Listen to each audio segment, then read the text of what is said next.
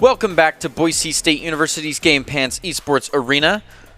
Tonight we continue our Esports Tower Summer Invitational with some round 4 action. The Vipers are looking at a perfect 3-0 coming into the night. Can anyone knock them off their top spot? I'm your host, Greg Old Soul Smith, and joining me to call all the action is Jacob Jem Palmer. Jacob, how are you doing today?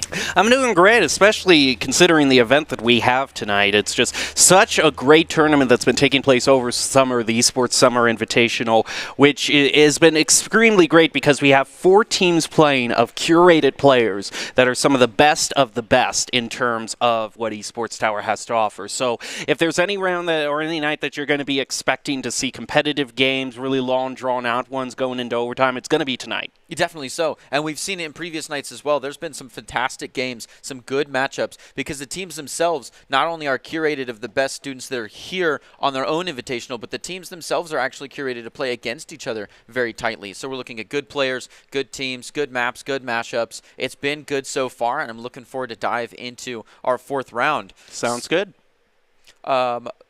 But they can't just do it alone. They've got Doc's Keys to help them out. These are the teams that are attending: Barracudas, Vipers, Scorpions, and the Lynxes. And they're going to have to keep in mind in Valorant to flank efficiently, spend and peek wisely, count cards, call abilities, and click those heads. These keys to the game are brought to you by Esports Tower. Esports Tower wants you to know that you can improve your game sense, improve your team play, your performance under pressure. You'll get matched with great players and professional coaches to help you rank up. And another interesting feature of this Rumble is the fact that each team is playing on the same stage every single week. So this week's stage is going to be Haven, something I know you were looking forward to. Indeed. I'm looking for a very, very full-flushed exposition of what you can do on Haven, both attack, defense of different teams, different loadouts, different layouts. I'm really looking forward to it. It's one of the classics. A lot of people understand it very closely to begin with. And of course, we also want to thank our sponsors at Vitamin Shop for bringing us this fly-through. Vitamin Shop has everything a gamer could need. You can scan the QR code now to check out their latest products.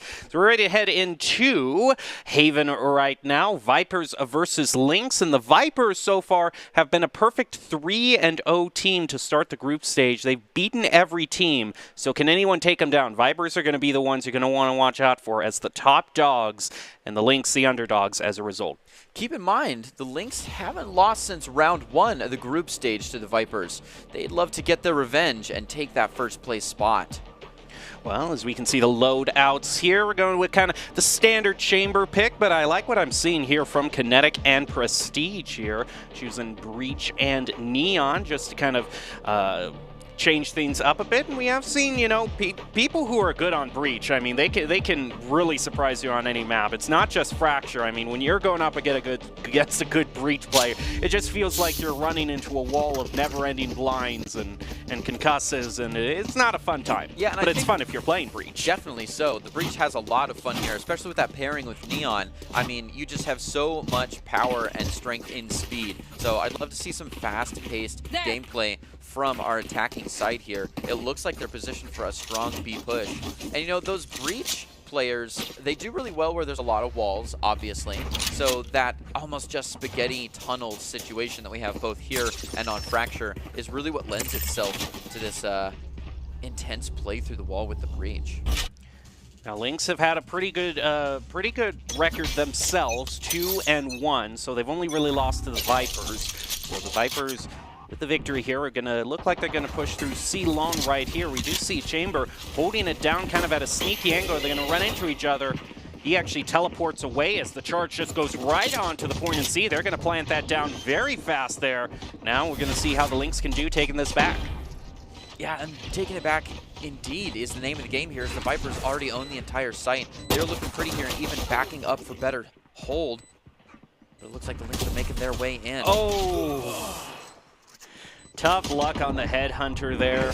Just like it's, even though it's the more powerful brother of the sheriff, both of them will punish you severely if you can't click heads. Meanwhile, on the ghost here, Jaguar is able to take out 1 and 2 and saves the round single-handedly for the Vipers. What a clutch indeed. That's going to put them up to 1-0. Just good positioning there, being able to hold more of a horizontal position and save yourself from any down the long lane angles after he had already cleared that up in a way that he was saved from the side angles. His manipulation here, Jaguar, moving back and forth is really what got him all these kills. Great. Nice job, and the Lynx are going to go off to a win. Pretty characteristic for what you would expect for the team in first place right now. Actually want to see what Melk has here. Is about the shorty and might just try to charge and get a sneaky angle here. Pulls it out. Take flight. And they're just waiting, going around the angle. It's a shorty battle, and Melk is going to win it, but Jaguar quickly evens it up with the Guardian. They're going to go in, throw out a little bit of a dart there, too, and Fields is actually going to, on the flank, be able to take out Melk. He's now at his 4-3 as they get the plant down. Teleporter heads down here for kills. He's going to fire through the smoke for a little bit to keep the area held down. Yeah, these have been some fast-paced rounds so far. They already own the site again, and the retake is already coming in. Milk got a lot of information early on. Being that far in, did get a free kill, yeah, but they got to look down the whole line and see everybody. Kills is going to take down Ellie and try to bonus it up just one more. Oh, it's such a tough battle between the two. Kills really suffering from that flash, decides to go a little Hail Mary on the gun before jumping back, and Jaguar is going to be the one to kick it in and take Nick for the win. I ultimately like what I saw there from Kills there. Just the perfect play around the sky there. It's just almost just had it down to a T. You know, the timing that comes with the Hawk thrown out and then expecting the Sky to peek out right afterwards. Dodged the blind, held the point down for his team. Viper's not seeing any huge weaknesses for them thus far. And they're going to have to keep up that performance because now we're getting close to a bonus for 3 of them. We sure are. I know that Jem and I like to talk a lot about the different phases you may see in the game here, and this first little snowball is coming to an end. The Vipers now decided to go very aggressive here. Kinetic checking the angles, does pretty well. Keep on moving up. They already own a lot of the ground here. The Lynx have decided to back up all 5 of them off site. Starting to add a little bit more pressure here, especially with those rotations coming up from A, as it looks to be a full commit to the site with the spike plan. So far, though, the Lynx haven't really put much resistance out to the Vipers planting. It's mainly been the post plan and just trying to take the point back. Where they might see some success here, Zushi here is going to pick up 1 for Rezkin. As they further move on to the point, Melk picks up a double. Now just 2 left for the Vipers. Kills trying to get a lineup on this Headhunter. Picks up 1, but gets caught in the slow from Zushi. Can help them defend, they just stick it. In that bonus situation, the Vipers are really just looking to make as much damage as they can, and they did surprisingly well. They took a lot of damage down on 2 players and even got a nice little Headhunter kill there in double doors. I think that's what the Lynx were worried about and why they moved so meticulously on, waiting for everybody to get there first. They want to come in full force. If they had gone too early and kind of staggered out their positioning there, I think the Vipers would have taken those extra 2 kills and not made it look good for Lynx Econ. But now, the Lynx are set up for a nice next round.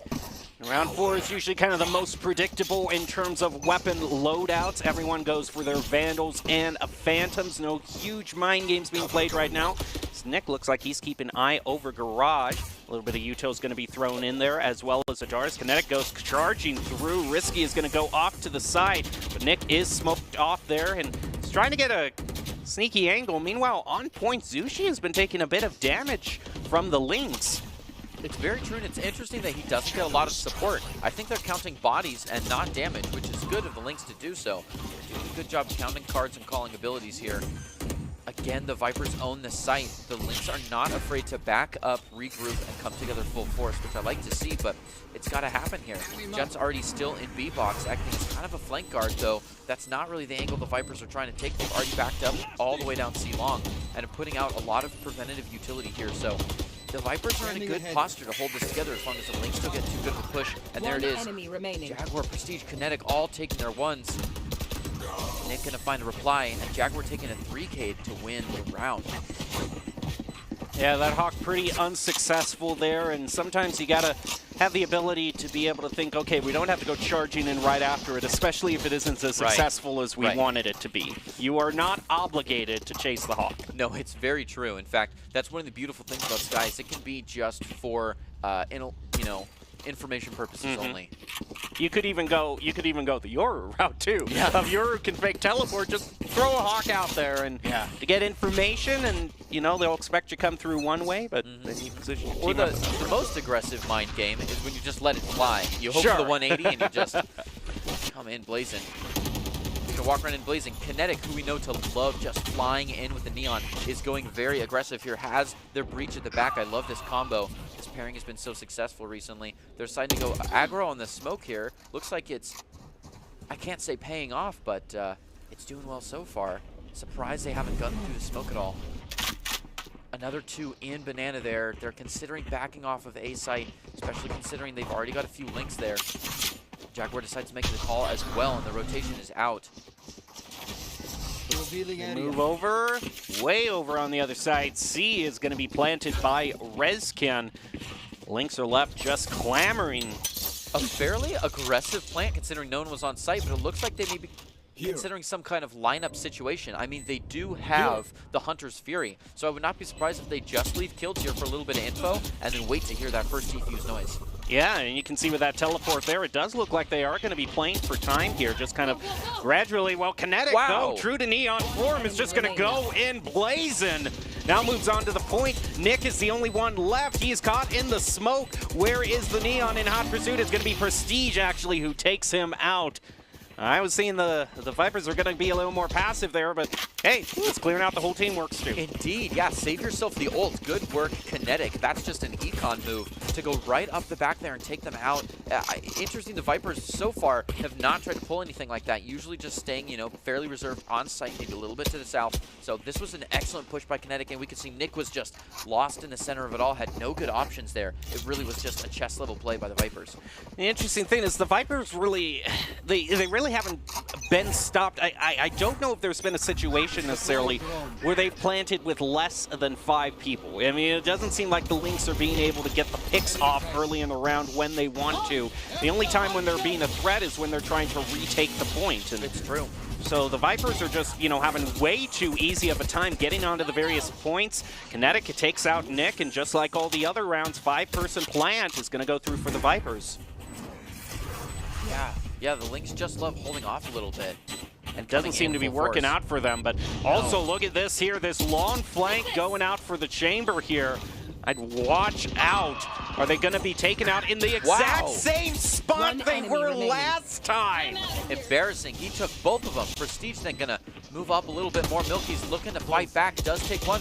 And with the info out, he goes down to kills his 3K. Vipers looking at their 5th point for this round. There's something to be said about not falling into the same trap twice, but that's what the Lynx certainly did. Right here. They were taken out in the exact same spot. They've got to be more cognizant of these crazy rotations that the Vipers are getting, because they're truly successful. First Kinetic, now Kilds with a great flank. Who's going to be next? It's very true, and the beauty of playing all together is that you have the ability to play off contact like that. After one goes down, it's free information for you, and you should be able to take the kill back, but that just didn't happen. And if you don't have the ability to do that, to work it, whoa, wow. Killed's taking a quick one and rotating right off. That's so much pressure on the Lynx side. Now 2 are already down. Milk decides to go aggressive, but falls for it. There's just not a lot of great options for the Lynx, having 2 people left before the Vipers have really shown where they want to go on this map is so rough. They kind of have to sit back seat, and Omen knows it, and just wait to see what happens. Sky's caught in kind of an awkward position here and decides to just play off it, maybe hoping that they'll come up through B main, but they have not tried that today. And when you're the Vipers, it's best not to go through the middle. If you have the numbers advantage, you want to make them run furthest. I just got to say, the Vipers have been playing this Omen like a fiddle here, keeping him distracted on C while they put pressure on A, then they go over to A, they go over to C, he goes back over to A. Ellie now is just caught in a very awkward position with no real backup here for Garage. With Initiator, you can kind of set it up yourself, but nothing really is looking great here. Now that they group up, they're going to throw out the dog, just try to get that little bit of extra information. Yeah, I don't think the Vipers are going to shoot for it quite there. That would still give out their position. And they're just going to wait for them to go through here. Watch out, the Hawk goes out. I don't know if they saw the blinding there. Here comes the other flank here. Going to fire through. Kiltz is just a spy. I was thinking the flank was going to work, but it's just people on point taking out the Lynx. They read their moves, and they're doing good. Yeah, I think the Lynx are being a little bit too predictable here. The Vipers are making only small changes and really catching the Lynx off guard. I think the Lynx need to play a little bit more together and more aggressive. And not together just in a physical sense. They are standing side by side, but it's not giving them the advantage that they really should be getting off of that close proximity play. I think they need to be using the comms a little bit more, kind of being on each other's back a little bit more. Well, speaking of using the comms, you know, you also have those timeouts available to you, and sometimes if a huge win streak is going through, you might want to just pump the brakes and get your coach in to kind of reset your mentality a little bit. Right now it's traded 4-4 for both teams, now down to 3-3. Prestigious gets the advantage back for the Vipers, 2-1. And a bunch of fighting and gunfire exchanged in mid ultimately goes out in favor of the Vipers. You talked earlier about that Omen just feeling played like a fiddle, and you really do feel it. Like, too many losses in a row, too many being on the wrong site. It just gets to your head, and then you play a little too sloppy, maybe a little too slow. I really do think that, like you were saying earlier, this timeout could be a serious advantage to them. Just to cool down, kind of, you know, get all their ducks in a row, consider some big play that they can pull out of the bag and guarantee a round and kind of move the momentum a little bit. Especially since the Vipers have chosen Neon, too. That's her whole mentality. Just go, go, go. If she's in a win streak, you want to shut her down, too, just for the thematic element of it as well. Moving right in, a little bit of a split here for the Vipers. Yeah, she says it right there. Yeah. And I call it out, and that's just the Vipers' mentality. They have just been taking these points over and over again. They're going to get stopped a little bit there in sewers, but they still go through. Hunter's Fury is being brought out by the Lynx. Are they going to take out anybody? Doesn't quite look like it, but it does force the Vipers to back down a little bit. Guilds gets the first pick on to Zushi. Now they move over toward Lawn where Milk is waiting. The Lynx have A down, pretty down pat, so the Vipers are going to say, hey, let's go over to C here where there's only one person. He throws out the smoke. Omen throws out the smoke, but now they're charging down C Lawn here. They've had so much success on this point. I would wager unless Nick can really make it happen, they're going to take this point again. Wow, he stops Kinetic right. Stops Kinetic in Lawn. This could be the start of a comeback for the Lynx. Jaguar, though, takes out Milky's, keeping that person advantage still in favor of the Vipers. Now they rotate back to A. A little bit of do-si-do. Here, do-si-do, and here we go, back on to A. Milk still waiting and gets them around the corner. They didn't check the angles. And that's going to ultimately pay for them. It's down to Reskin, though, to save it. Tries to bait. Ow, it doesn't look to the left, unfortunately, for the Vipers. But the Lynx now have a victory they were desperately needing. Wow, the Vipers did so much more running that round than they usually did. And I mean, I think a lot of that goes to they have a lot of options open and they know it. Just intrinsic to the map itself, you've got these 3 sites and they're doing a really good job of sending kills to every site that they're not at. He's been a great aggressive flank and he caught somebody off guard and was a great catalyst to move on to C. And they took it, and when they got to C, he rotated back to B and he started taking some other heads other places and let them rotate back to A. The Vipers are just working the table here and I think Kills is a good mark to start that. Another crucial round win needed to... Lynx need another crucial round win here because of just their credit situation. They have just enough for a full buy this round, but should they be stopped or lose a lot of people in this round, it still might be a bit painful. Rolling Thunder is going to clear out B. First time we've seen B being planted, and it's not working out too well for the Vipers. They do get the plant, but they have to trade 1-to-1 for it. Yeah, the Vipers recognizing that this is a critical round and deciding to play a little bit differently, I think is why they decided to go B. You know, they don't have an obvious gun advantage anymore. Playing the long sights on A and C are no longer absolute givens. Nick here able to take one onto the Siege in this close range and killed just such a good Sentinel. He is always right behind you. And here he is, looking into the site, waiting for the smokes to go down. Jaguar coming in from the back. Gets a lot of damage off, but not the kill. Kills does get a fresh one for Nick, and it's looking at a 1v1. But there's the defuse. He's such an eyesight, and Zushi takes him down. There's no chance for an easy defuse. Looking at 3-7.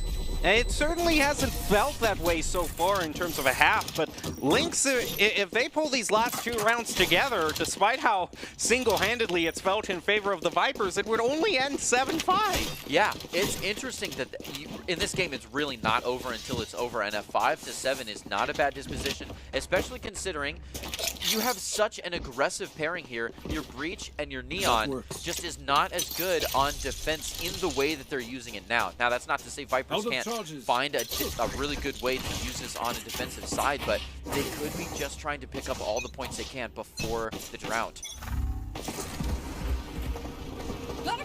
Drone is heading out, throws out the wall to just charge on to C. Point they've had a lot of success with. Nick is waiting in the wings to try to pick up one. They're going to get into their post plant positions pretty easily thanks to those smokes. This is a bad read by the Lynx. They felt the pressure from the flank guard Kilds deep in A and decided to rotate towards him and not the spike. They should have seen with the dog that their flank, their sentinel, was out running around in mid where he shouldn't belong and floated to C.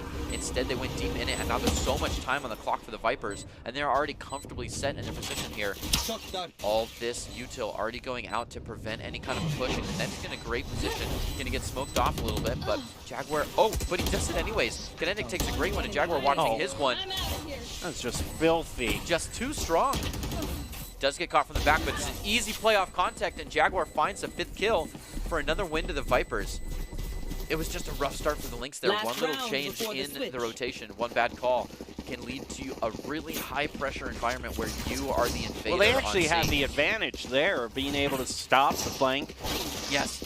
And they were up 4-3 to retake the point, so I was thinking they might find a way to win again, but just some absolutely filthy head clicks on the Vandals from the Vipers just stop their hopes and dreams. It's true. And now it's the last round before halftime.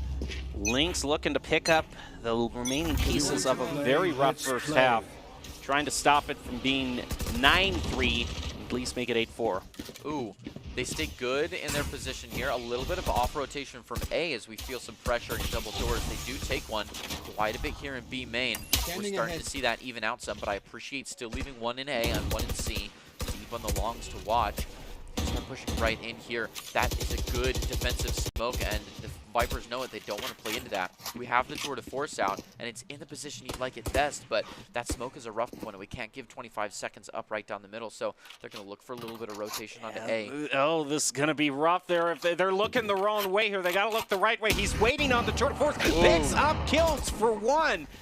That's going to slow them down also. He teleports up. And that doesn't quite work out. He's just going to have to recall on that one. Yeah, unfortunately, not the greatest position play. If they were a bit deeper into the smoke, it would have been a cheeky one, but it was a little too quick.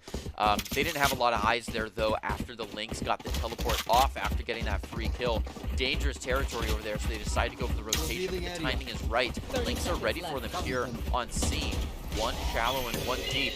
Sending Flash out a little prematurely. Oh, gets the kill anyways. Ellie's doing well in Milk to bonus off of it.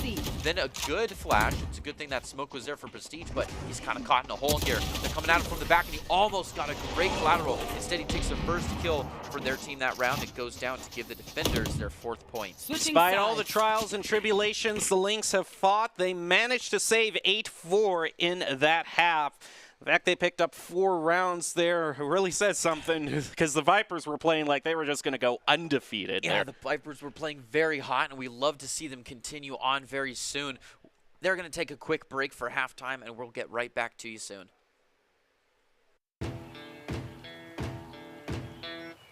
Growing up in Riggins, we have certain rules we live by. Look both ways before crossing the street. Fishing stories get better the more you tell them. Small town life makes your life anything but small. Never work alone when you go hunting. And always buckle up. Seatbelts save lives. That's a rule we can all live by.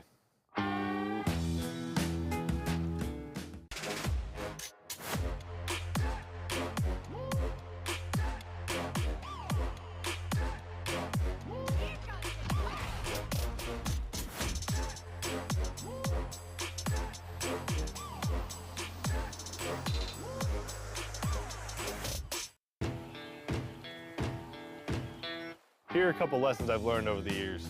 Friendships come in all shapes and sizes. And always buckle up. Seatbelts save lives. That's a rule we can all live by.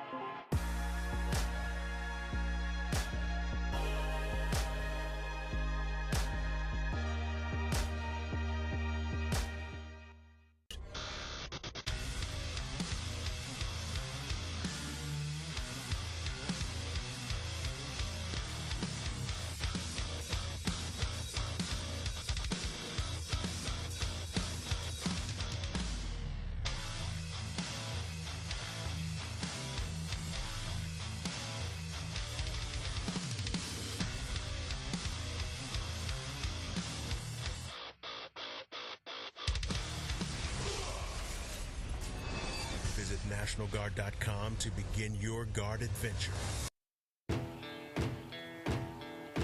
Growing up in Idaho, we have certain rules we live by. First rule, camouflage never goes out of style. And always buckle up. Seatbelts save lives. That's a rule we can all live by.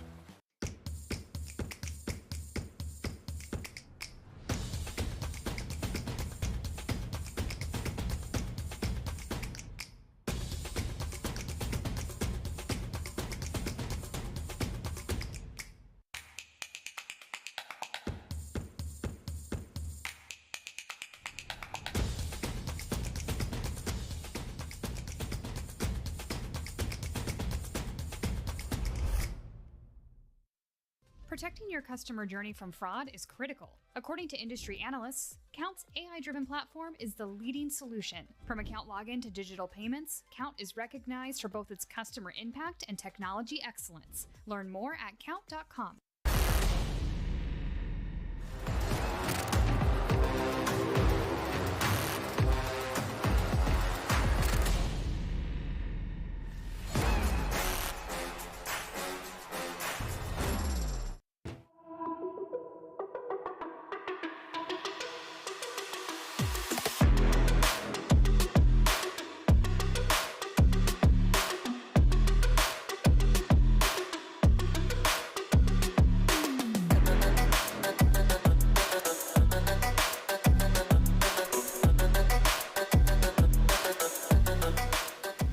Welcome back to the Boise State Esports Arena. We're going to jump right back into a little match, Valorant style, between the Vipers and the Lynxes. To give you a quick reminder of what the stakes we're looking at, the Vipers are at a 3-0 so far and looking to keep their perfect score. Meanwhile, the Lynxes have only lost one game so far, and it's to the Vipers, so they're looking for a little bit of a rematch.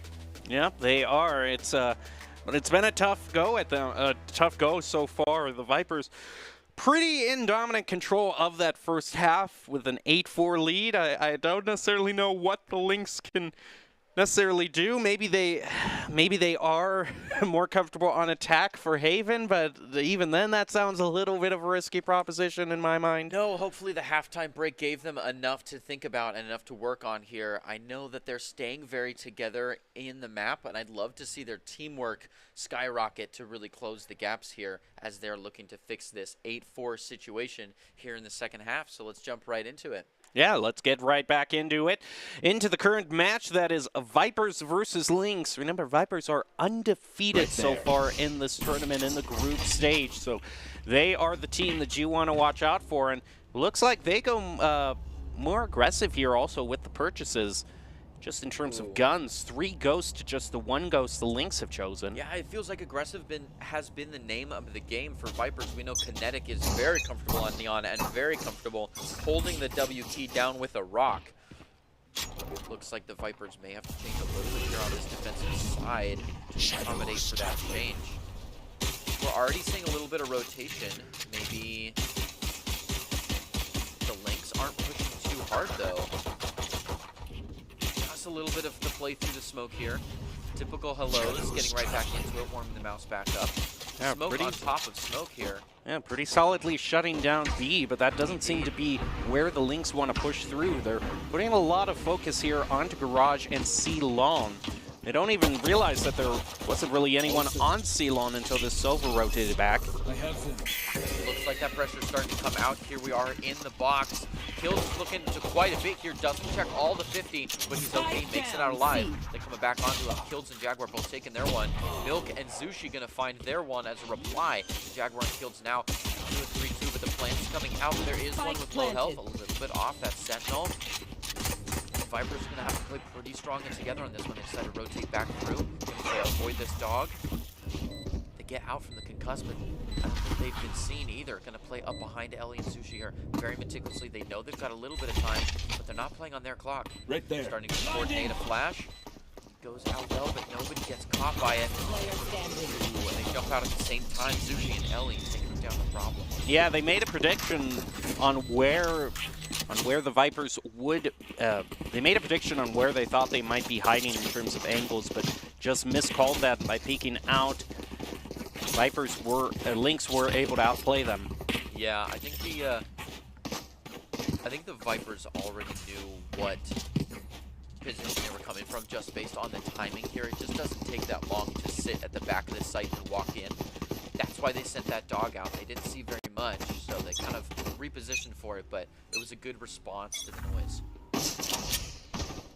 Moving right in, this is a big split between the Lynx here. Looks like we've got a little bit of a spike and pocket situation. Actually looks like things look pretty static right now on the field, so that probably means it's probably time for a tech pause, and we'll just see we can get everyone back into the game. Just sometimes DCs happen, but as it stands right now, a nice little start out there for the Lynx to make it 8-5. It's still the start of a long road ahead for them if they want to win this. It is, because we're not just talking about taking 3 points, but it's working that momentum up against the 3 points that are already over their head and then bringing it towards a win. They just have got to change something about the pacing here. It's good to see them taking the first round on this half. It does mean that they should be able to bonus this up to a second and maybe even third round if they play right, if they play in some anti-eco. And that would bring them to a good half if it's true that one side is much more comfortable on the attack and the defense is the other. And this change is now the downhill in the other direction. But the Vipers' history just doesn't show that. We'll just have to find out. The Vipers aren't the team to be bowled over with Prestige and Kinetic. They have some of the top talented players in Esports Tower, some of the most well-known players. The fact that Prestige and Kinetic ended up on the same team for this tournament made the Vipers instantly a force to be reckoned with. It's true, yeah. Not automatic winners, but definitely something that you don't want to be going up against very weakly. We're going to jump right back into it. The Lynx playing against the Vipers here. Both with so much reputation on the line, cleaning up after a tech pause. Right there.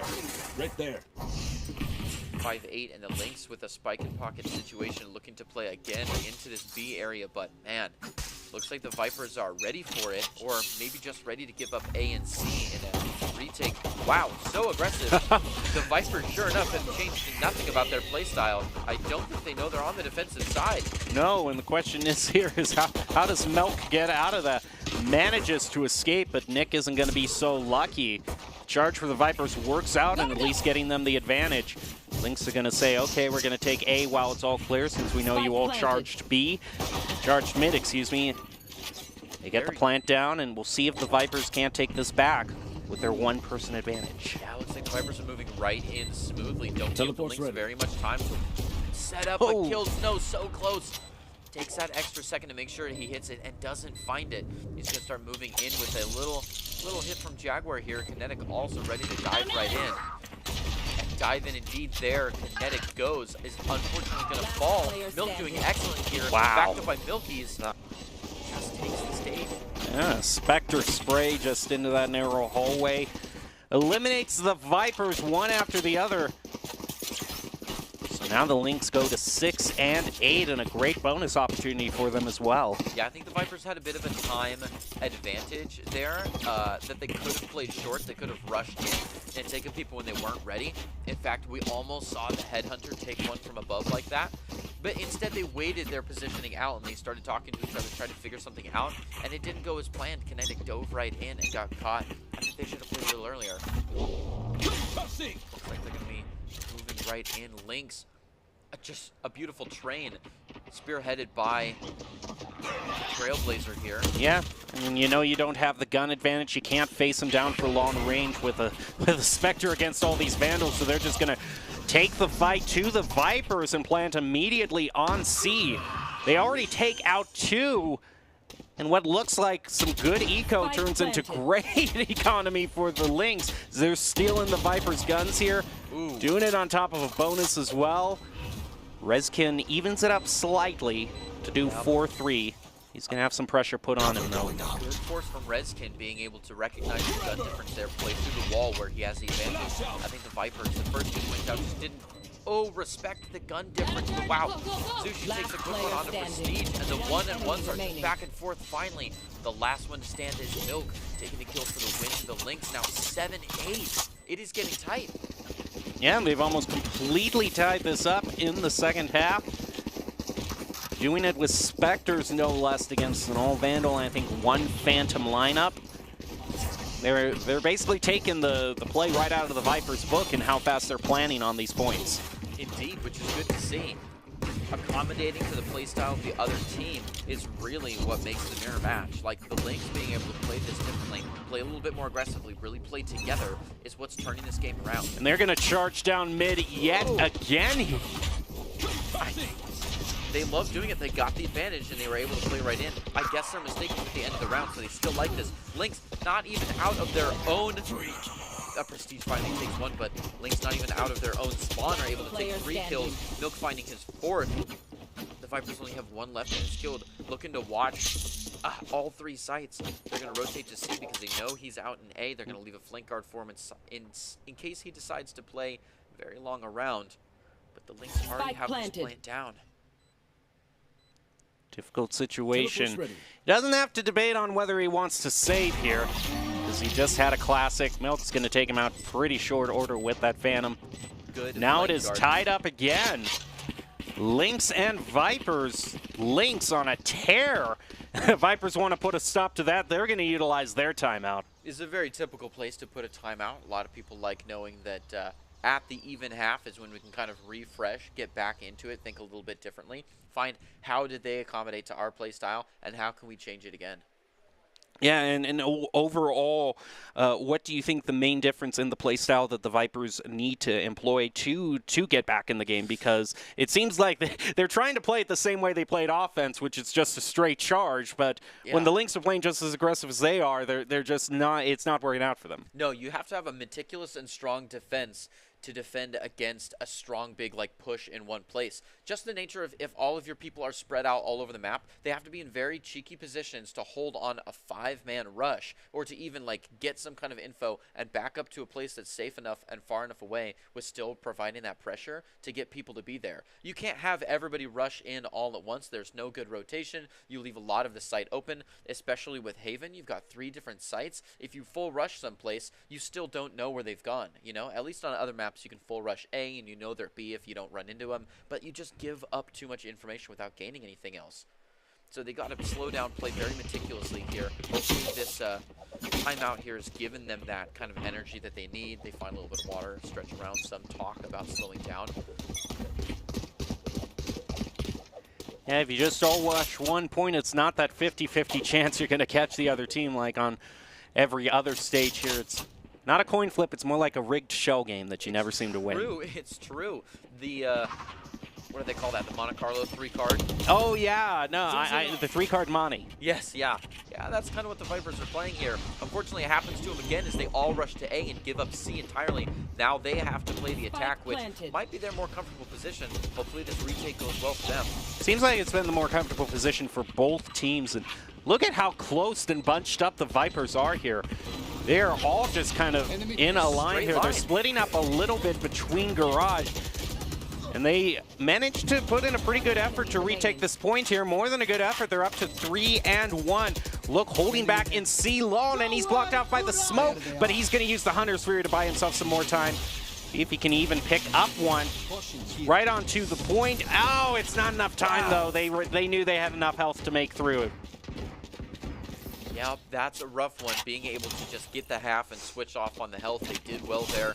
A nice position to be in with that Hunter's Fury, but it's kind of a Hail Mary, especially with 3 people. There's always the chance someone comes in. Just why I prefer the Orbital Strike, personally, more as a stall than the Hunter's Fury. There's just much less of a possibility that I completely whiff it. Yeah, and quite literally, you have so much more mobility. Yeah, the AoE is nice because you lob it, and then you can come rushing in to catch all the people that scatter. But that Hunter's Fury really locks you down, and it's hard to do solo. Ooh, an easy ult to run solo. The Tour de Force already coming out and finding its target. Just the sound of it completely diverts the Lynx away from A. I mean, we're lucky we got a shot off. Just popping it is scary enough to move away from C-Long and A-Long. I don't... Was there someone pushing up toward A there at the very beginning? Because I don't know if that was a mistake or not. Did he just rip the Tour de Force way too early? Just being aggressive? I don't know. I don't think it was an accident. He was in the position to be holding it. Seeker's thrown out by Lynx. Spike planted. Gonna help them to plant on C yet again. Seems to be kind of the most successful point for both teams when they're attacking. Here goes Kills with the tour de force to try to take back C, but Prestige is stopped right in Garage, making the job even harder for the Vipers.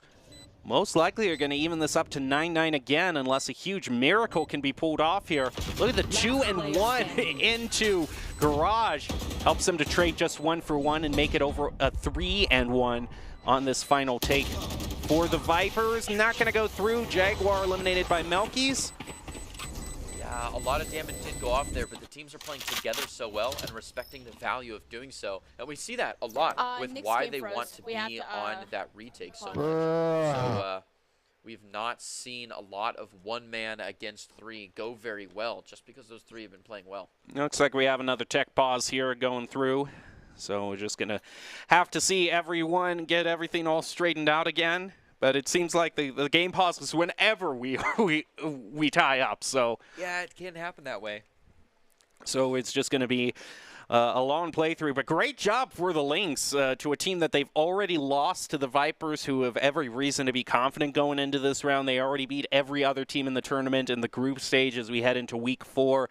Each match is going to be worth more. Teams are going to start being eliminated as we whittle it down to the top 2 teams to go off in the Grand Championship. No, it's very true. They're coming in strong looking for this revenge match here. And like you're saying, the stakes just keep getting higher. It's important that they can take this. And the more you can accommodate to your enemy's playstyle, the more they have to change. You're kind of really opening up the playbook here of the other team. We're getting the Vipers to do things that we haven't seen them do in the past. They're kind of changing up for this match a lot. Well, as the tech pause looks like it is all complete, we are back into the action, tied 9-9 for both teams. Lynx really patching up was kind of a rough first half, but now that they're on attack, they seem to be very comfortable in what they're doing. I'm gonna say they're gonna hold down A, but doesn't look like the Lynx are really interested in A at all. They've hardly taken A. It's usually been just C over and over and over again, and if it's working out for them, then they're not gonna change too much about it. They go for the plant again. Something about C just makes it really hard for the other team to retake it. Yeah, it's good to have that rinse and repeat. I mean, if they broke, don't fix it, you know? They're just going to go completely for the post plant here, work on their lineups. Yeah, and you can do that with so many people. They've got a nice flank guard here, which looks like it's actually going to deter Kinetic and the other Vipers on their way back up to C main. I wonder if they're going to try to pull some ults here. Rolling Thunder, they know exactly where the Lynx are and try to have to fuse it. It's not going to work out, though. Nick is eliminated. Ooh. It's traded back and forth down to 3-3. Vipers with the slight advantage. They're just going to try to use that to defuse right now as Kinetic holds down Long. It's going to work out, and Vipers go to 10. Excellently done. The Vipers good, recognizing that being a full force on site is the place they need to be instead of trying to pinch down south there. You have to respect it kind of as 2 different areas as long as that smoke is up. But once the smoke drops, look at this absolute just bowling alley that the Vipers were able to play down and take out so many of the Lynx all at once. Just an absolute graveyard. As soon as that spike goes down, you have to be missing. I think it was, we just didn't get a good enough count on how long that smoke was going to be there or how aggressive the Vipers were going to be. But they really made an excellent wall there and held down that defuse safely. Smoke thrown out onto Garage. Lynx are still keeping their repertoire, but they might be thinking about A for one. No, they go back. They go back toward B. Old habits die hard, and they want to go through Garage again and get to C. Definitely so. It's doing well so far. Vipers are giving them their space, but they're pretty spread out. They've almost surrounded Lynx here. This is kind of interesting. Lynx are taking the exact center of the stage where the Vipers kind of surrounding them a little bit. But now just thanks to this chamber, they're going to sneakily go on toward A. What a judge play there by the Vipers. I know, it's a good thing that they managed to plant on A, because on the other side of the stage, it's just a disaster for them. Not looking good for them. So a 3v4 here, a few ults on the board, but without seeing them, Prestige goes down to Milky's now a 3v3. And it's just a clutter to the positioning here. Kinetic trying to move in on the site, but they have one long behind him. Jaguar to take one. Zushi to find his two. Kinetic looking for one more, finds it. No problem, goes in for the defuse. He doesn't know this one's down long, but now he does as the smoke comes out from that direction. Throws up the wall. Just going to try to predict where it is. Managed to get half. Just has barely enough time, and that is a reflex if I have ever seen one. That is your aim labs paying off. Excellently done. Kinetic by the Vipers there to really bank a lot on that wall, hold down for the half, and go in for the kill.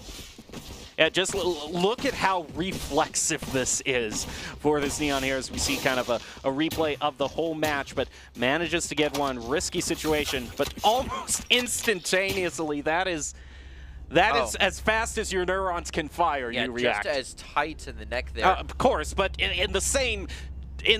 whenever things go fast, we gotta slow down. We gotta get another timeout here. You gotta slow it down. I don't know what was happening in the first half. We were just bowling right through, and now it seems the teams can't go one round without calling another timeout. Well, you've said it earlier. There's a lot on the the stake here. They have a lot to lose and a lot to win. So I'm sure Kinetic just left the stage entirely. Took that ridiculous kill and just ran out the room. just flying. I'm just going to take my VOD and leave. Yes. I'm posting to social media. Let's just say I won. All right, well, we try to get Kinetic back on the table. How do you think the pressure kind of changes as we're looking at 11 on one of the teams? We're kind of getting closer to that overtime threat. Yeah, well, if it's tied 11-11, you always say it's kind of an effective overtime. You build up more and more of that pressure against the other team. They can't make as many mistakes. It's basically just... you take away a lot of freedom from the other team, because if they have some rounds that they were kind of willing to throw away here, then not necessarily throw away, but what I mean is you force a lot more rounds that they have to play when they don't necessarily have the economy to play. You're forcing more rounds where, oh, they're just going to have handguns, where you're going to have all of the rifles that you want. And you need, once you get past double digits, you're taking away that kind of safety net that the other team has to just have off rounds and be able to save up. Yeah, safety net is a good word for it. I like to call it the bank of, like, you know, mistakes that you can make. And when your fun gets real low, there's only a few things that they can do wrong here and still survive from it. It's when you start to get up to 11, 10 and 11 especially, where you start seeing more of those rounds of the other team buying the half shields and having to settle for that. You start seeing more Bulldogs come out because they're in a position where they can't completely save for this round. They can't just go with all classics, but they certainly can't afford to get a Vandal or a Phantom. You know what? One other thing that we're just talking about weapons that I realized we haven't seen one op for this round. That's because the Tour de Force has been the op for the entire round. Not one op bot. It really does hold... It really holds the position of the op now. You don't kind of need one unless you're going in for a double op. And I mean, the Lynx and the Vipers here, Tour de Force hasn't come out incredibly often either. But Gillens has just kind of been going for the opposite of an op with this judge here. Just walks right in. Disrespect. Just walking right into garage and casually taking people out as if this was team deathmatch. Wow. What a way to turn it around for the Lynx. Just charge forward with the judge. Okay, sure, why not? If they can play one more just nasty play like that and get themselves up to 11-11, we're in that what we call effective overtime. And I'd love to see that position, but the Vipers just want their two to get right out of there. So we have one that is looking to play nice and clean and finish it off now, and Lynx, who have the potential to play dangerous here. Here we go. Oh no, they might walk into the Tour de Force again. Looks like they're trying to bait it out or get a sneaky peek here through the Raptors, and they just have to. They force Kills to teleport back, which is already a little bit of a victory in and of itself. You just force him off, get a little more space for yourself. You're able to get him in that easily smokable position up in window. Does have to kind of castle and back up, but look, these Vipers are playing off of that. They know the Lynx are pressing in hard, so they decide to go very aggressive here on the flank. And they already have kind of the flank guarded.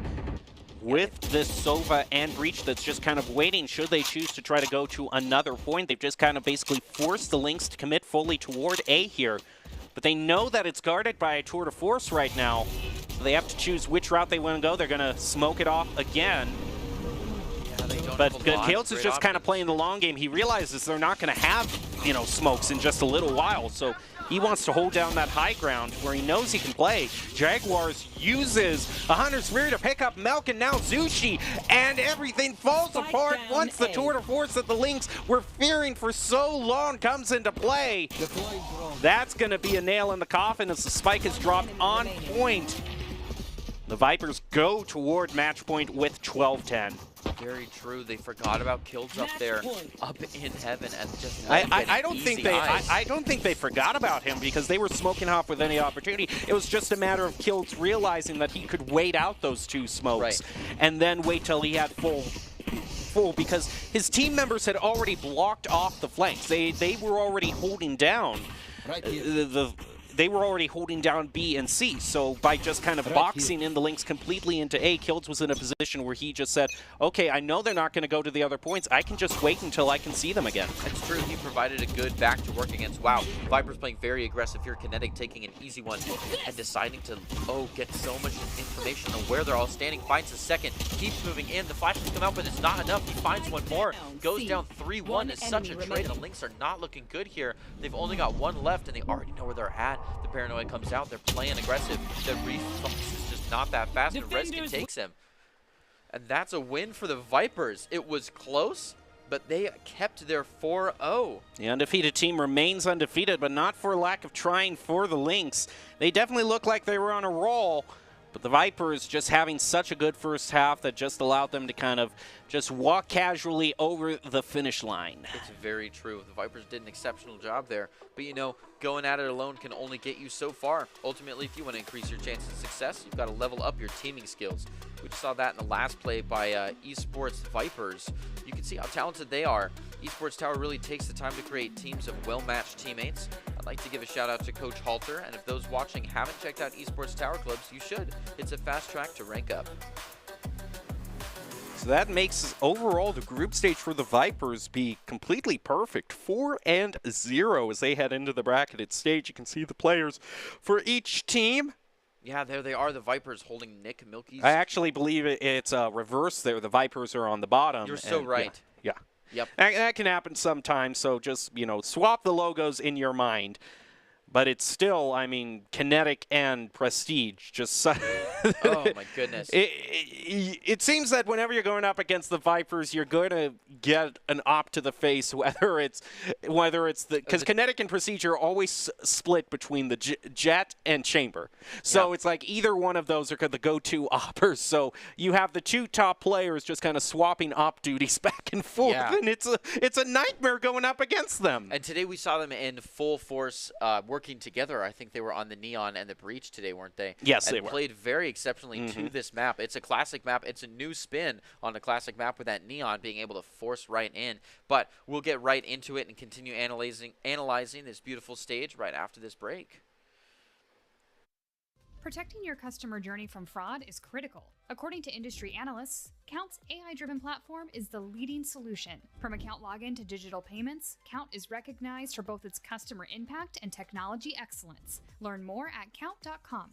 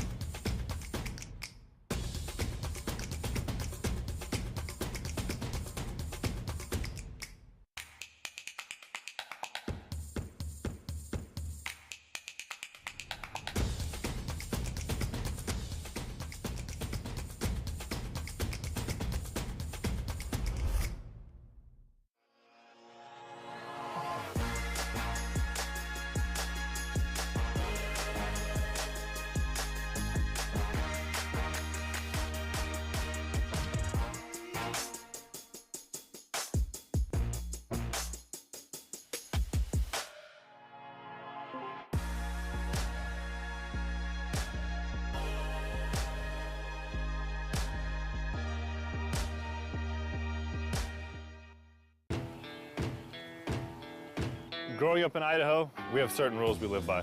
First rule, camouflage never goes out of style. And always buckle up. Seatbelts save lives. That's a rule we can all live by. Here are a couple lessons I've learned over the years. Friendships come in all shapes and sizes. And always buckle up. Seatbelts save lives. That's a rule we can all live by.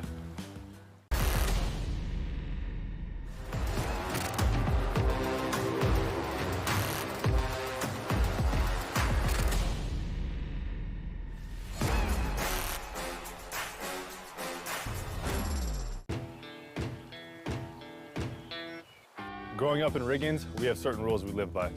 Look both ways before crossing the street. Fishing stories get better the more you tell them. Small town life makes your life anything but small. Never work alone when you go hunting. And always buckle up. Seatbelts save lives. That's a rule we can all live by.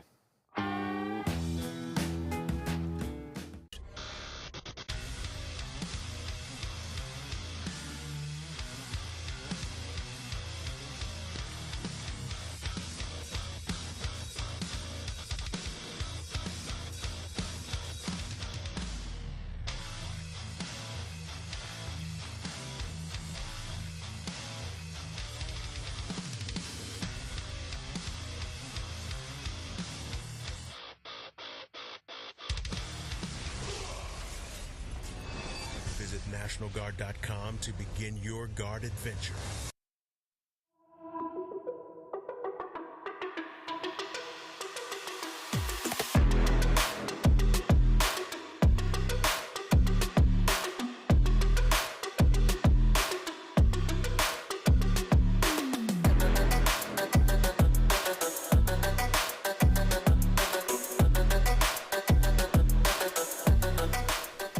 Welcome back to this week's broadcast of the Esports Tower Rumble in Valorant. We are broadcasting from the Boise State Esports Arena. We're going to wrap up the night with round 4 game between Barracudas and the Scorpions. I'm your host, Greg Old Soul Smith, and joining me to call all the action is Jacob Jim Palmer. How are we looking tonight, Jacob? Well, we're looking, well, pretty good for the Vipers. I mean, the undefeated team is now completely undefeated in the group stage. Going to be moving on into the bracketed stage with a perfect record. Kind of the record that deserves accolades, and more importantly, when they graduate scholarships, which Esports Tower has been doing pretty well in lately. That's very true, yeah. We want to take a moment to congratulate all these Esports Tower Club members who've been graduating from these clubs and offered scholarships across the country. Over the last year, Esports Tower Club members have received over $3.1 million in scholarship awards. These students have not only worked hard in their in-game play, but worked hard academically and have earned these scholarship opportunities. We could not be more excited and more proud to see all these opportunities the players are getting. I remember when it was like 1.1 million, then it went up to 1.8 million. Now it's 3.1 million in total scholarships. And so, it's, you know, it's kind of looking much like a mutual fund curve. It's just the compound interest is accruing here in terms of scholarships. And we are just going sky high. It's so great to see that keep on rolling in. And in order to get a good chance at those, you've just got to keep winning. Doc's got some keys to the game to help you get out there and get up into the ranks. Doc's keys to the game are presented by Esports Tower. Today, it's to flank efficiently, spend and peek wisely, count cards and call abilities, and click those heads. You can score pro Vice at esportstower.com to improve your game sense, improve your team play, and improve your performance under pressure. You'll be matched with great players and professional coaches to help you rank up. Speaking of rank up, the Barracudas and the Scorpions now looking to provide us with another great game on Haven again, and I love these back-to-back maps here. Yep, we're going on the same stage. Once again, this fly-through brought to us by our friends over at Vitamin Shop. Everything a gamer could need. You can scan the QR code now to check out their latest products. And we've mainly seen that the 3 points really just, it seems like it's just made the defense a lot harder for both of the teams, especially in the first game, because whoever was on attack, if that last game is anything to judge by, was just charging onto the point time after time after time again, and setting up with still 4 or most of the time 5 players still alive. It's just a bit harder when you're spread out between 3 points to defend. Yeah, you definitely have more options on how you want to split that defense. You can still do like an old 3-2 or a 2-3 or, 4-1 if you're feeling like giving up one of the spots, but all of those old setups on 2-map, like, assume that you're going to be giving up one of these sites and just playing off the retake. Being comfortable on the retake on this site is very important, and it's, I think, what we saw so much practice on last round, but now it's the Barracudas and the Scorpions. These Barracudas are looking to snap a 2-game losing streak, while the Scorpions are looking to win, take their first win as we wrap up round 4. I mean, the thing that I just like is you have the traditional long open doorway down the center, the traditional Dust 2 Yes. doorways that you have in B, and Riot was just crazy enough to say, you know what, let's just put a point there. Let's make it 3 points and put the third point in the Dust 2 doorway. That'll, let's just see what happens Let's here. just see what happens. Yeah, And make it's it turned another into contact such a point. fun map to watch. It's definitely one of my favorites, if not the favorite. I'm glad that it's one of the classic 3 maps that has been around for a while, but that means these players have had so much practice on it. We've seen a couple beta cards being flashed recently.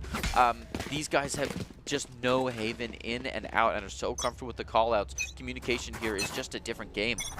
Scorpions on a pretty standard spread here, just getting a little bit of utility out, try to feel the game. Sounds like a lot of noise on grass, but the rotations actually go back around the other way. They're all moving towards C. Gonna try to accept a little bit of this pressure from double doors, maybe from box. We're going to continue moving slowly in on the grass. Here we're going to start to see our first contact as Banksy pushes up. Hidden, moving right alongside. And wow, they're going in for the plant here on B, and it was totally empty. They own the site now. Scorpions have got to come in from both sides. Arctic taking down 2 before going down in E, finding his 2. He's charged for dash and low health. Finally finds one right around the corner to get a good kill there. Good playing off Somebody contact. just tell me what happened there, because we just saw a cascade in the activity feed. Everything was just so fast and again, Scorpions only winning by 22 health here. It was just a complete slaughter on B. Indeed. Hopefully they can move that slaughter up. They would love to find a nice win here. That first point can get you a clean second point if played correctly. Looks like they're going to go for a little bit of a rinse and repeat attitude here. Keep stationing everybody at one of the major doorways. Barracudas, I believe, aren't necessarily purchasing anything save for one lone frenzy. Going for an all-ops round soon, maybe. I'd love to see it. A little bit of a suppress that doesn't get a lot of, well, suppression out, seeing as not a lot of people were waiting up in the large box. So That was more of an enable than a suppress. yeah, unfortunately. Looks like they're all going to be pushing through the double doors box here. Shadow appropriately dropping one of those smokes is going to play right in. Ooh, so much contact here. Let's see if Hidden and Ko can wing it out into C. Oh, the molly works out for Tracker. Does indeed, and he's able to play in another kill afterward. Keeps holding down this site as people decide to move into C. Scorpions, unlike the Lynxes, like to take a... Ooh. Shadow taking one down and finally going down to Mini. Be Spicy on the reply. So many one-to-one replies here. Like I was saying, the Scorpions like to kind of get behind pressure. They don't back off and wait for a retake. They like to be there to accept that push. And it's doing well for them. They found 2 already. And the teamwork here to play off contact has been good too. It feels like you're almost knitting in this activity feed here as one person takes one and is taken almost immediately. Well, with Omen on both teams, there's going to be knitting eventually.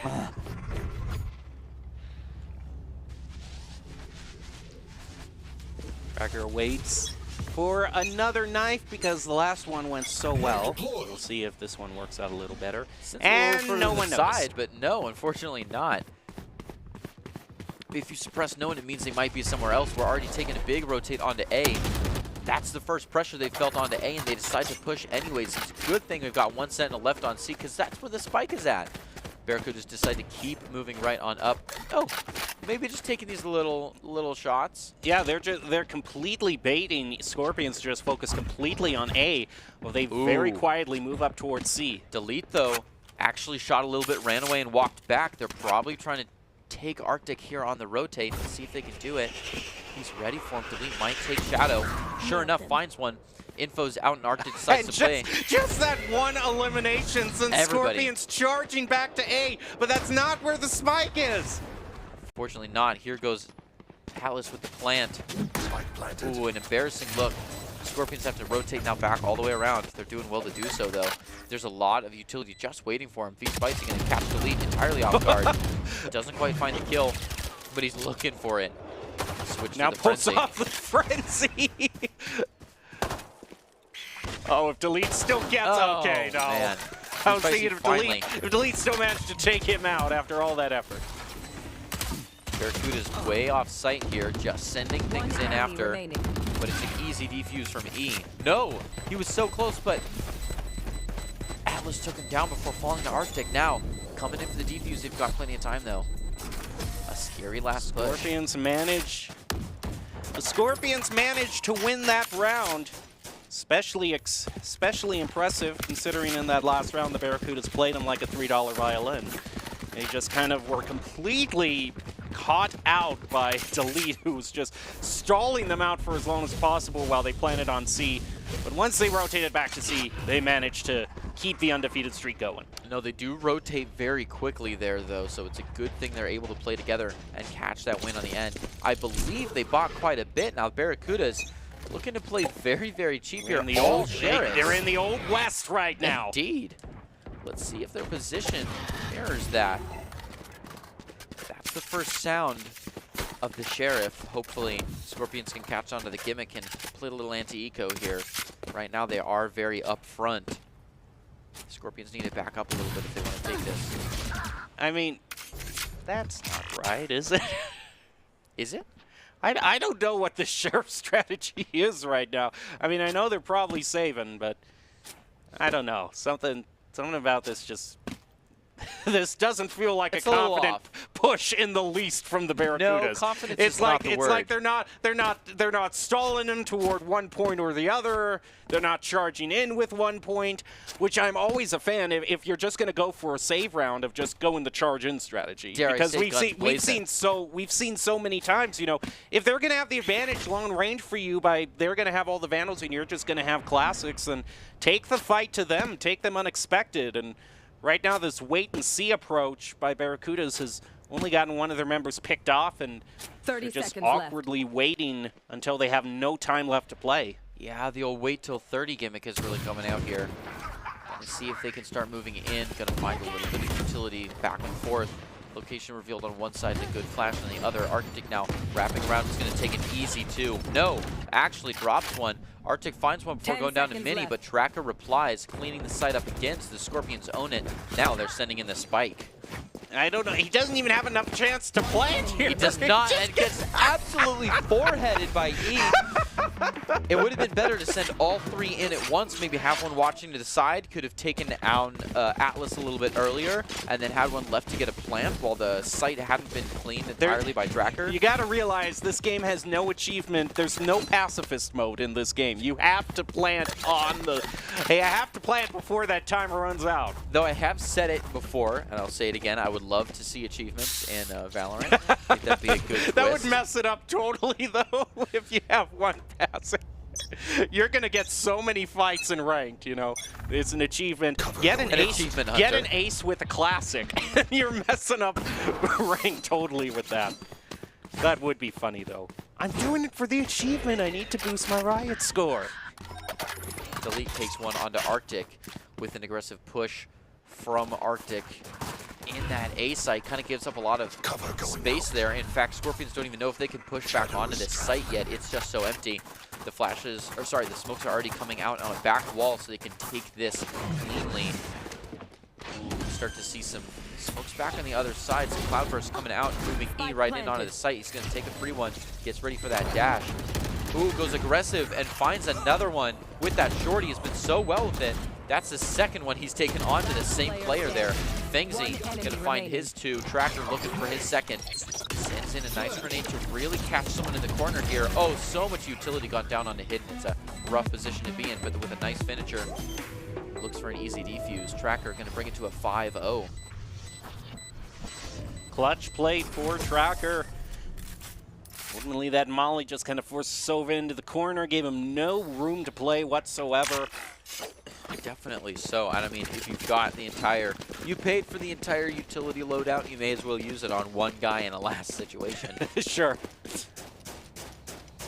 I mean, Fainsy made a real run of it.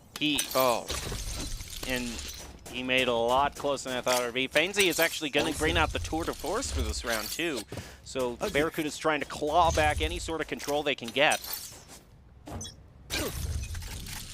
Thing is, the thing we're going to want to watch out for is if they manage to win at least 4, because last games, even though the Lynx, you know, lost to the Vipers, they still were able to make it pretty close on an 8-4. So if Barracudas can eke out 4 rounds here or there, we could still see a long game.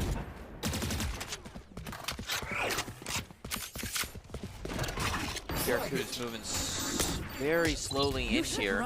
Scorpions are doing a good job of holding the backside and just dropping all that utility. Let's see the Killjoy attack come out. Just try to clean the side a little bit. It does leave one spot open though for Arctic to really make a playground. It just pushed right into his hands. Arctic and E both finding one. Delete. Delete does catch one, but how do you mess up a double peak like that? It says on the map where that Killjoy radius is going to be, and you've got to watch those, you know, those open zones. But I mean, right after that. Oh, it is. Shadow finding their two, go ahead for the defuse. Gonna pass it off for Arctic because he's already got full ult. Just pretty good play by the Scorpions here. We're seeing some mistakes on either side, but what a push! Yeah, here. Here's what I was talking about here. You've got double peek and it doesn't work. Just too much support. He was actually trying to Ferrari peek with that one. Yeah. Actually, he was trying to run and gun. And yeah, I'd say take a timeout right now because 6-0. Ooh, not a good start for the Barracudas. It's not the great position to be in, but speaking of good positions, the Scorpions have been holding really well together, just absolutely shutting down a double peek like that. It's because they had too many people watching the same spot. You can't Ferrari peek and then have a whole bunch of people looking at you. It's just an awkward position to be in. So they were caught entirely off guard. Yeah, it just. I have to wonder. The Killjoy is an interesting choice on Haven. You don't necessarily see too much of KJ on Haven. I mean, I think the idea is that it fills the position that Cypher had. It's got a lot of sustaining utility that you can set down to be the flank guard while you go be something else. Because now you have like quite a few flanks to watch. So I like the idea there. But using the Killjoy ultimate as an orbital strike is a little bit of a misconception. It's you can't. It's quite delayed. It's very delayed. The response to it is delayed as well. You can't go rushing in right as it flashes. Especially since the orbital strike, the actual orbital strike, is a counter to the actual orbital strike is a counter to the wannabe orbital strike. Yeah, it's really good for holding a position or for moving people a little bit out, just, you know, kind of pushing them out just a little bit further. But to clear space originally, it's not great. We're going to see the first op be brought out, actually. The first time we're seeing a Jet holding op because the Chambers normally have been holding out in sniper position, but we'll see what the Scorpions can do. They're feeling a little spicy right now. Ooh. Catches a good one right there. Really shuts down the Sheriff. Like you thought you were a one-hit wonder with the Sheriff. Just ready. Hidden gonna take one to be spicy. Arctic replies. It's just one after another there, and the Barracudas are all gone. The nice freeze. I like it. And a quick defuse from the Scorpions to bring it to 7-0. Now the Barracudas have really got to change something on this half.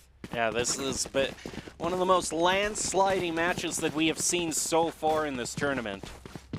He just in mid-air, I think, too, with that op shot, was able to land it. Yeah, the Scorpions are feeling good here as they have not taken a win this group stage, and the Barracudas are in a little bit of a hole here. They took their first round, but they are trying to snap a 2-game losing streak here. This op coming out again in a very typical position. We can expect it from the buy. They're going to back up a little bit. Scorpions feeling comfortable to play a little bit aggressive on these defenses here, and the Barracudas just waiting it out. Well, I mean, the wait, they don't want to wait too long is the true. problem. We've seen what can happen when you wait too long. But overall, they are going to take their time. It looks like they are opening up mid just slightly. And this is that Shadow has got mid down. Oh, Shadow almost finds it there. Just a little bit of eye contact. The smoke goes out and kind of shuts down that option for either side, but they start rolling right up B. Tracker, he's waiting for him. He is, and look, they have another player there to set up a great Well, the smoke, 50-50. yeah, I like that. Look at this. Oh, no, they put it right past No, they closed off the other wall. Oh, it was the right long and the left short, and it's not going to look good for them. Delete here. Decides to push right in, and they just not enough Cloudburst. Tracker takes a second and keeps it moving. Drops down a little bit of utility here to prevent them to push in any further, and that Hunter's Fury just does not get enough ground. Arctic to take things and hit the reply now. A 3v2 and 2 ults out, including one from Arctic, just hunting down these players here. They know where they're at. They can move right in. It's not looking good for the Barracudas. But the Arctic takes both points and the defuse. Well, we're moving on to 8-0 here. Yeah. You think the Barracudas managed to take one round, or are we looking at a 12-0? I think they need to take a timeout. They already took a timeout is the problem. They have no more timeouts. The Scorpions are the one with a timeout Maybe that they can maybe use. that's what they're doing. It's not the wait till 45. It's they're taking an extra timeout. The extended buy round, where they're just... Coach, come in, tell us the strategy really fast here. Oh no, we've got 20 seconds left. Oh man. Barracuda's moving right up into A here. Hopefully they can play very aggressive right into the hands of this op. Oh, not quite going to find one E, but they did get a nice shot off. Barracudas play right up into the face of it. No rotation from Scorpions. They are stone wall here. A lot of firing through the wall. Whoa! E, dangerous! Takes the second one out of nowhere! That's what happens when you know the site this well. They know exactly where the angle is. He just keeps firing, and why not? It worked. Finds another. He's crazy. If it weren't for that reload, he could have taken almost an ace there. Tracker to steal one off hidden. He almost no-scoped to finish it off. Absolutely ridiculous. If he had been a little bit behind that box, he would have found it instead They're of hitting. bringing out the O too. Oh, they're just getting nasty here. E, look at this kill. No, right down the jaw. Just no shot. And then try. Oh, had to reload. Disrespectful. That works. Now, one more op for E, and a full loadout for everybody else. Looking at these Phantoms, Don't overthink it. it's That's very my job. long. You could do the true to force and do double sniper for this round. Ooh, I like it. They have the chance. Doesn't look like they're feeling that cocky though.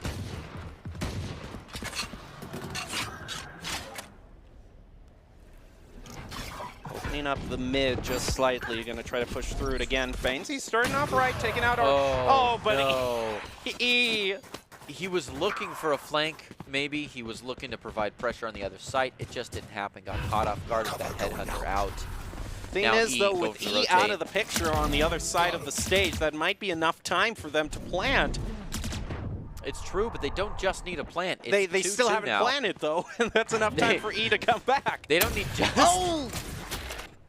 Spike planted. You're right, it's not a good look, and E is a force to be reckoned with. They keep peeking on him. One He goes for enemy the switch remaining. to the Phantom. They're ready for a longer angle here, and he's going aggressive. Pinch with the Tracker, and it's all they need. Tracker finds his 3K and gets a clean defuse. Bringing Okay. him- Yeah. I'm going to say, though, there is one bright spot here, okay? If the achievement system that you were pitching came in right now, I'm sure there would be some sort of achievement right now unlocked for the Barracudas, you know? I'm going to call the achievement Double Trouble. The other team gets double digits before you score anything. no. So that's they've gotten the Double Trouble achievement. Maybe you're right. The achievement should just be for the unranked, The unranked. because the Barracuda's looking to looking for the massive comeback right here. Is a scary situation to be in. Ooh, I can think of a good achievement, though. For the achievement for the achievement for... Oh man, why am I not thinking Chamber? The achievement for Chamber, like each character should get their own special achievements. So the achievement should be named, I love this gun, and land all 5 shots with the Tour de Force. Like get a flawless with the Tour de Force. That'd be a tough achievement to get, but it would be very fitting for Chamber. A flawless ace on an ult. Yeah. Barracudas just grasping at straws here, moving up into a free site on C long. They're grasping for straws, we're grasping for achievements right now. Scorpion's E is just hanging out on the wrong side of the site, like you said. Hopefully the Barracudas can use this chance to find something. They did get the plant this time, a major move up from last round. It's not going to be there. Hidden and Mini both find their one, but go down 1 to V Spicy. Now a 3v2 with E in the mix. Come back to play aggressive, finds one, knows where the next is. Oh, gets ignored though. One. Nice Just job. didn't check it hard enough. The Scorpions to lose a point. I would be very upset. Oh man, this last round here could be an extremely chaotic one. I Since we're could see it. facing halftime with 4 ults. Yep, you lose everything, including those ults. You better just spend those immediately. I'm surprised we've only got 1 Tour de Force out on the side. Yes, this could be a very chaotic round. You're right. E with the op, and there's the other Tour de Force. The only thing we're missing is those teleports. Oh no! He loses the op off. Oh, that's tragic. Oh, you hate to see it. And now there's no action on A. They just back right off. Seen a lot of utility here on C long, even maybe a little bit of Tour de Force shot. Delete is gonna find Tracker with a Nowhere to run. middle. Punch of Fury already coming out. If you know where they are, may as well dump the util. Ooh, but Arctic absolutely slips it. Gets nothing off that flash, decides to play back from it. Gonna drop the Seekers, see what they can find. It's all in front. They know C and A are clean. He goes down though. Delete from a distance finds one well. They're gonna keep moving up into B here. Oh no, Shadow had the chance and just can't find it. Just gotta rotate back around if they knew. Get out of my way. Be Spicy, all that vision now does not let him use the Tour de Force. He's gotta back off of this Killjoy here. Planted. A good use of the Killjoy's ultimate to get in that plant. The knives are out as well. Barracuda's looking to full push right on in after that one. Try to take this space back. Going in with the knives, moves up, but Atlas is waiting for him. Oh, Okay, Barracudas, 2 in a row. They're gonna end at 10-2. Switching sides. it was almost 9-3. Have you considered that? Yeah, I know. That'd be another great achievement. Win the game. The achievement is literally called 9-3 Curse. Yep. Win the game after being the team with 3 in 9-3. Yeah. Down. Finishing the half with 3 points. Yeah, be the winning team with only 3 points after halftime. Here. As Here. the switch comes Of course, I think the hardest achievement that they should put in, I'm calling it flawless. Win 13-0 without any Without a loss? without any picks, without your team getting killed once. A flawless. 13-0, every round being We flawless. could flush this out in Sillage Riot. This is an entertaining thing, thinking about what the achievements would be. Gonna see a TP back as response to some pressure on A site here. Not a whole lot though. Scorpions are playing very slow. They know if they can play meticulously here and take those first 2 round rolls, that snowball roll that we usually see them finding, and they go aggressive, just dump those Spectres and push a full buy, they could find a win here. It's very feasible for the Scorpions to play meticulously and take the win. All 5 of them have taken site now. Just 1 or 2 on top, including Fangasy, who is now down to E. Delete coming in around the side, but he's not ready for it. Wow, so many ghost shots off. He does well. Controls after the 3rd bullet. Excellently played, but unfortunately goes down to Shadow. Now they own the site again. Barracuda still trying to push in here. 3v4 is not too bad looking, and a suppression knife that is so strong comes out. Gonna let him find 1 and the 2nd, and the Scorpions find their 11th point. Just meticulously played there. Just textbook. Now out to 11-2. Means technically they could win this before. I mean, Barracudas would force to be saved this round if they wanted to have a full buy going into the final round. Should Scorpions go to 12, then they have to save this round. Placing swarm grenade. Which ultimately that goes back to what we were talking about earlier of just once you get up to 11, you're taking a lot of options away from the other team and forcing them into some uncomfortable loadouts.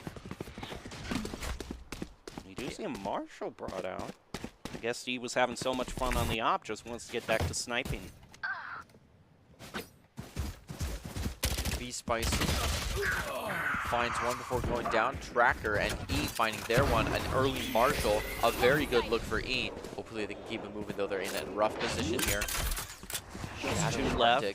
This chamber is teleported Spike back. planted. Unable to get the timing. He just goes right in with the frenzy. Player And it standing. almost works out. He drops the frenzy, picks up. He was able to trade 2 for 1 there. Fortunately, Mini is not going to be able to follow up on that performance. But I had a shot there. I mean, not only got 2-1, but took so much health away from the remaining members of the Scorpions. I mean, look at just one person. Gets 2 eliminations. Almost gets it onto the Omen as well. That's a good spot. Interesting, the Scorpions faced off Barracudas last time with a 15-13 overtime loss. And just something changed. This is the complete opposite of an overtime match. Something has happened. Shutting them down.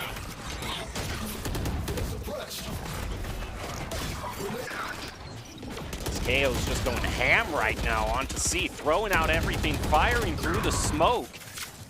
Shadow and V-Spicy also pick up one. He's going to go try a flank through garage as the others make their way out into the point, but it's not even going to be a real climactic final round. It's just going to be, hey, we win. There you go. Yep, crushes it right on out. The Scorpions, an excellent just walk right from the start to the finish line there. Yep. Yeah, good change against the team. I've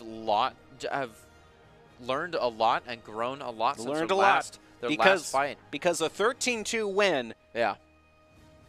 Blah, blah, blah. Want to be seen by college expert recruiters? Talk directly to industry insider pro athletes, team general managers, and game producers? You can join the club. Esports Tower players get insider access to industry insights, and with our featured rumbles, recruiters are taking notice too. It's a great way to score exposure if you're looking to start your path to pro or land a collegiate scholarship.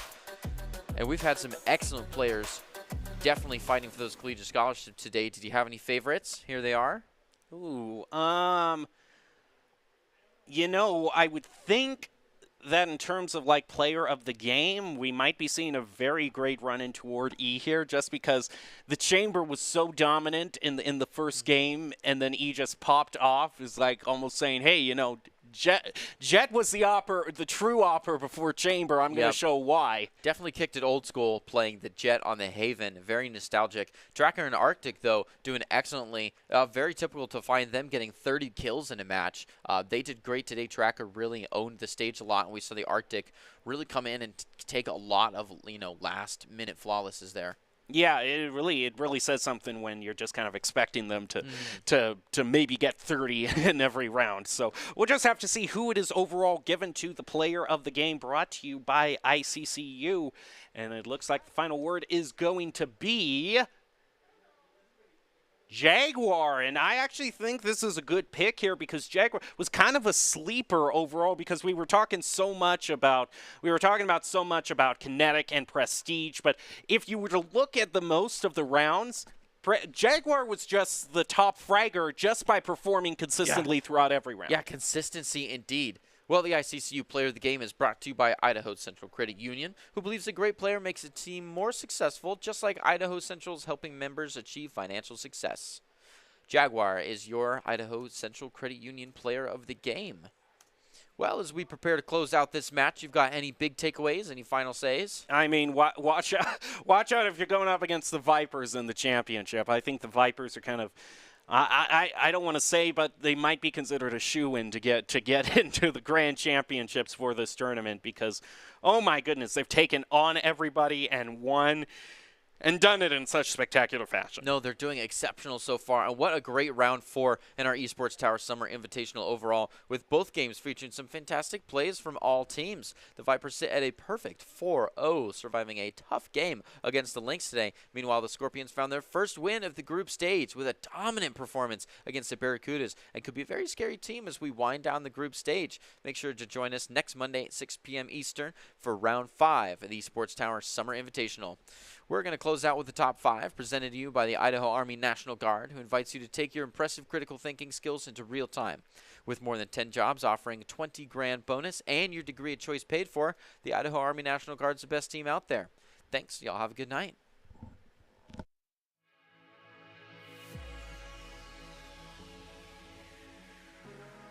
In this game round. And they're going to charge down mid yet again. They love doing it. They got the advantage, and they were able to play right in. I guess their mistake was at the end of the round, so they still like this.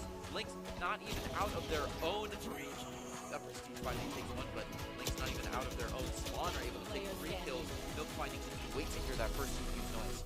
Yeah, and you can see with that teleport there, it does look like they are going to be playing for time here, just kind of gradually. Well, Kinetic, Wow. no, true to Neon form, is just going to go in blazing. Now moves on to the point. Nick is the only one left. He's caught in the smoke. Where is the Neon in hot pursuit? It's going to be Prestige, actually, who takes it. Try to pull some ults here. Rolling Thunder, they know exactly where the Lynx are and try to half defuse it. It's not going to work out, though. Nick is eliminated. It's traded back in 4th down to 3-3. Vipers with the slight advantage. They're just going to try to use that to defuse right now as Kinetic holds down long. It's going to work out. One more finds it. No problem, goes into the defuse. He doesn't know this one's down long, but now he does the switch moves out in that direction. Throws up the wall. Just going to try to predict where it is. Managed to get half. Just has barely enough time, and that is a reflex if I have ever seen one. That Wall here. a lot of firing through the wall. Whoa! E, dangerous. Takes the second one out of nowhere. That's what happens when you know the site this well. They know exactly where the angle is. He just keeps firing, and why not? It works.